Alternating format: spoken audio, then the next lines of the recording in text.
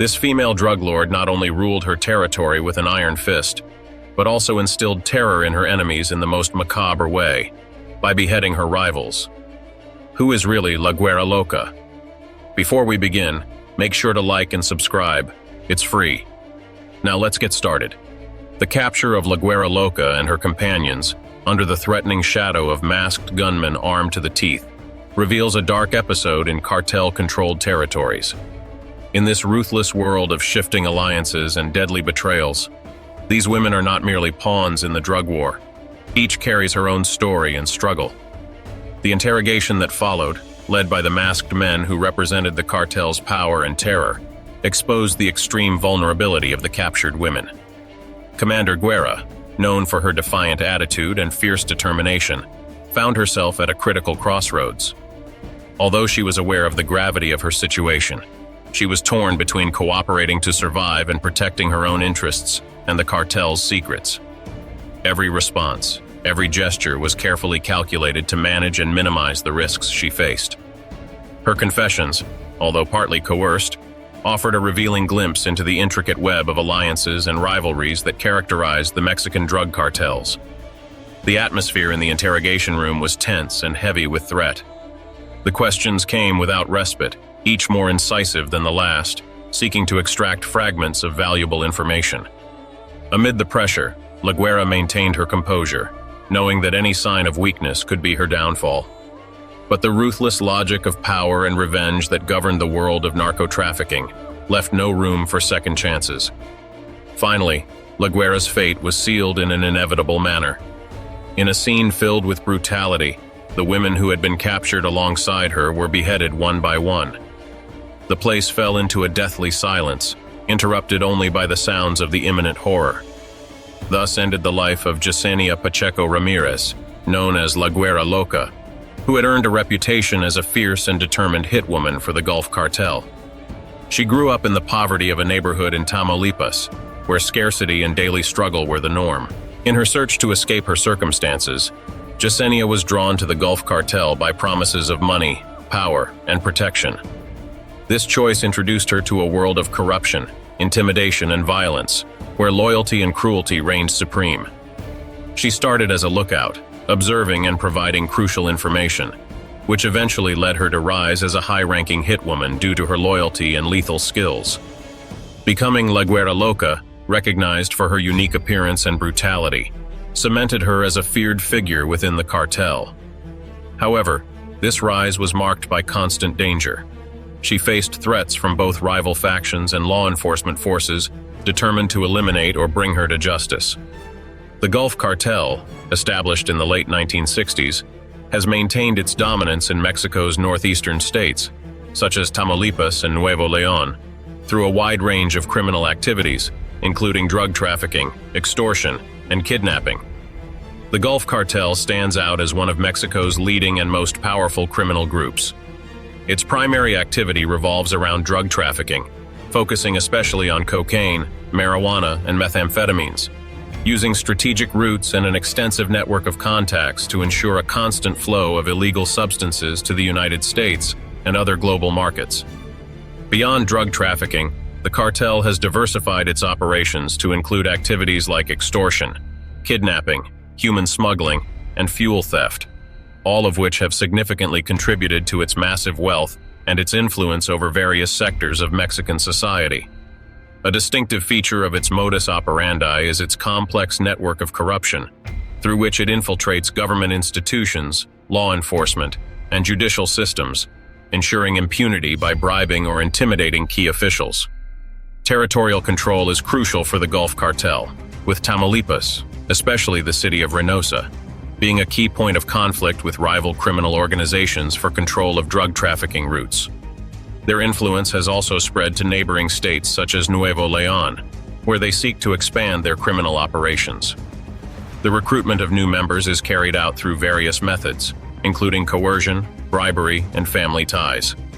The cartel shows a preference for recruiting determined and seemingly harmless women, such as La Güera Loca, recognizing that they can integrate more easily into society and exploit gender stereotypes to their advantage.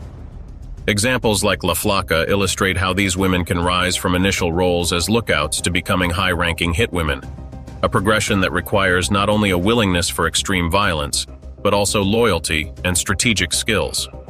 The rivalry between the Gulf Cartel and Los Zetas, another powerful criminal group in Mexico, has been marked by violence and competition for territorial control within Mexican drug trafficking.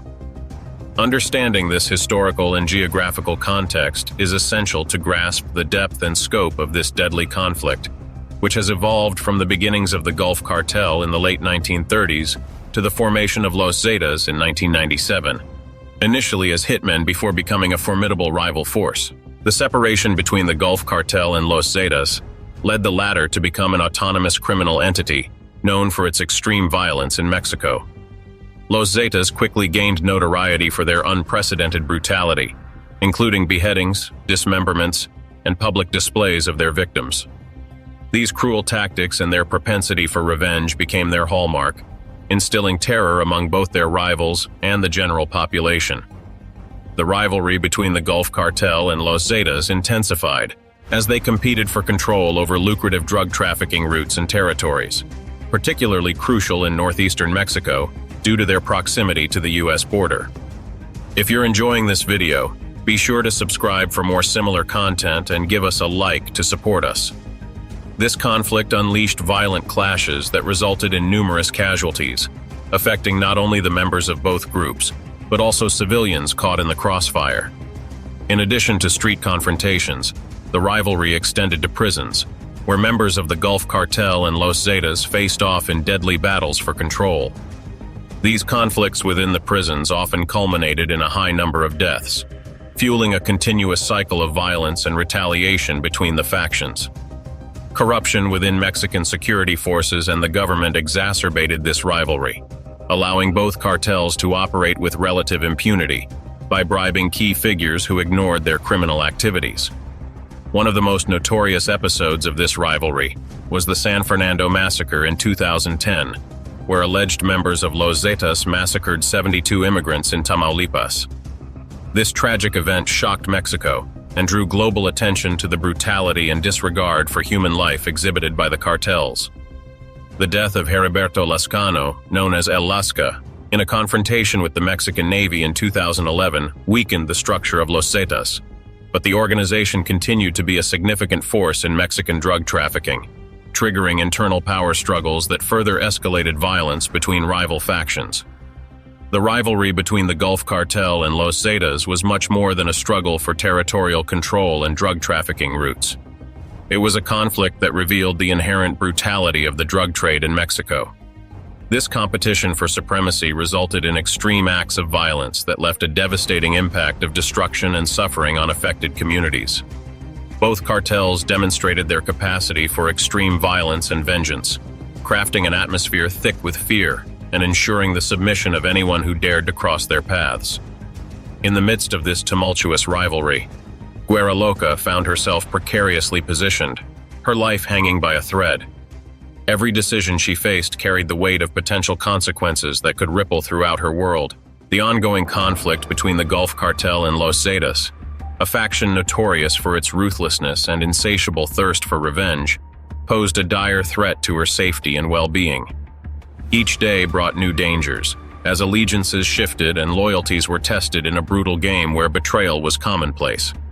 Living by the motto, "Live by the sword," Güera Loca personified this principle, a creed often associated with warriors and those ensnared in a life of violence and illegality. She navigated this treacherous landscape with a fierce determination, aware that her very survival depended on her ability to wield both her physical strength and her cunning. Her life exemplified karma, the universal law of cause and effect. In the shadowy underworld of organized crime, she was recognized as a dangerous and relentless member of the cartel, embodying a twisted sense of power and control. Güera, as she was known, never hesitated to carry out inhumane acts that sent shivers down the spines of even the most hardened criminals. One particularly documented act of Güera's brutality became infamous across social media, circulating widely in blogs and forums throughout Mexico. The disturbing video showcased a scene so horrific that it seemed to blur the lines between reality and nightmare. In it, Güera was seen decapitating a member of Los Zetas, a rival cartel known for its own merciless tactics. The origins of the video were shrouded in mystery, yet its chilling imagery was unmistakable, etching itself into the minds of those who dared to view it. The footage showed Güera triumphantly holding her victim's head aloft like a twisted trophy, her cold, emotionless expression starkly contrasting with the grotesque act she had just committed. The way she gripped the severed head, almost delicately, revealed a disturbing indifference to human life, as if she were displaying a mere object rather than the result of a violent end. This shocking demonstration of her ruthless nature was not just a testament to her capabilities, but also a reflection of the brutal reality of her existence. Each act of violence committed added weight to her karma, a relentless cycle that would eventually come back to haunt her. Güera's story serves as a haunting reminder of how far one can fall into darkness, driven by ambition and a thirst for power, while the echoes of her actions resonate ominously in the lives of those left behind. In a world governed by fear, her name became synonymous with terror, an embodiment of the viciousness that could consume anyone who dared to cross her path. Yet, beneath the layers of her hardened exterior, there lay a truth. Every action carried its own consequences, waiting silently to manifest in ways unforeseen. However, karma eventually caught up with Güera, ensuring that her actions did not go unpunished. For years, she had thrived on a reign of terror, sowing violence and death in the lives of countless individuals. Her ruthlessness became legendary, and with every ruthless act she committed, the shadows of her deeds grew darker. But fate has a way of balancing its scales, and Güera was about to learn that her past was not as easily escaped as she believed. When her moment of reckoning finally arrived, it came not from the hands of the law, but from those she had wronged the most, Los Zetas, the rival cartel that had suffered immensely at her hands. In a grim twist of justice, they captured her and orchestrated a dismemberment so brutal and merciless that it sent shockwaves through the underworld. Each slice of the blade was a reflection of the atrocities she had inflicted on others, a visceral retribution that mirrored her own heinous acts. As she lay there, the realization dawned on her. The violence she had unleashed upon the world had come full circle, culminating in her own horrific demise. In the end, Güera's legacy was one of bloodshed, a chilling testament to the inevitable consequences of power and revenge. Every decision she made, every violent act she sanctioned, had etched its mark on the world around her, a world now drowning in chaos.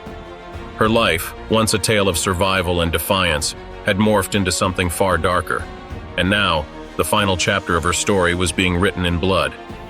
As the violence roared around her, Güera remained unnervingly still. It was as if she had become an island in the storm, detached from the frenzy of battle and betrayal that surrounded her. She did not fight against the pain that crept into her body, nor did she make any attempt to flee from her fate.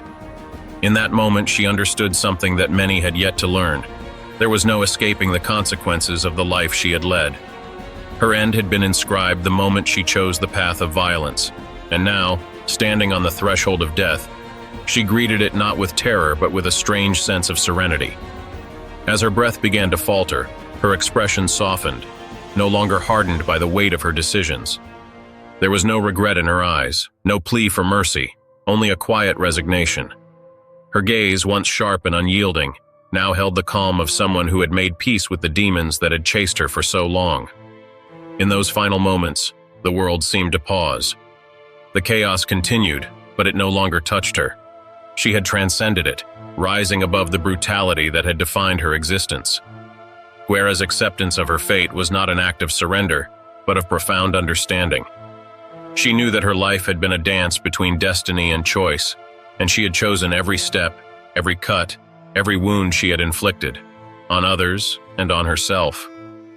As her body collapsed, it was not with a sense of defeat, but with an almost graceful release. In the silence that followed, the storm of violence raged on, but Güera had moved beyond it. She had become more than a casualty of her circumstances. She was a symbol of the eternal struggle between power and consequence. Her spirit, freed from the shackles of her bloody legacy, drifted away, leaving the world she had shaped still embroiled in its own darkness. In her absence, those who remained would continue the brutal cycle, each one caught in their own web of choices and fates.